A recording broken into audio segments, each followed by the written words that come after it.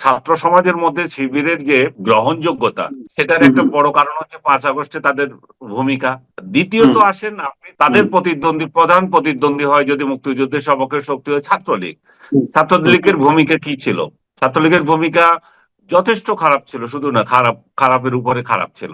সারা দেশে হুম, ছাত্রলীগ ছাড়া আর কেউ ছিল না, গুন্ডা পান্ডা যা ছিল সবই ছাত্রলীগ করতো। হুম, কিন্তু পরবর্তীতে দেখা গেল ওরা পালিয়ে গেছে, ওদের অবস্থান নাই। এখনো হুম, ছাত্রলীগের অনেক ডেডিকেটেড কর্মী আছে, এটা অস্বীকার করার কারণ নাই। এখনো যদি হুম, তারা সুযোগ পায় রাস্তায় নামবে।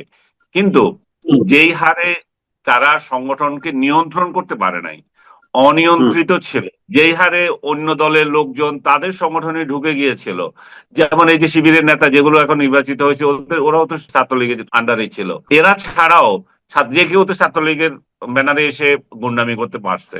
এখন তাদের একটা পরিশুদ্ধ অবস্থান আসছে, এখন ডেডিকেশন আসছে। এখন যারা ছাত্রলীগ করছে, আমি মনে করি যে তারা ডেডিকেটেড, যারা যারা সত্যিকার অর্থে আওয়ামী লীগ এবং শেখ হাসিনা বঙ্গবন্ধুকে ভালোবাসে তারাই করছে। কিন্তু বিএনপির যে জায়গাটা, বিএনপি যে ছাত্রলীগের ওই অবস্থানটা ধরতে পারবে, মুক্তিযুদ্ধের আরেকটা শক্তি বলে দাবিদার, তারা কি সেটা 5 আগস্টের পর থেকে বিন্দু মাত্র প্রদর্শন করতে পেরেছে? আপনি দেখেন, তারা যেটা করেছে, ছাত্রলীগ যে কাজগুলো করতো, আওয়ামী লীগ যে কাজগুলো করতো, সেগুলোই করছে।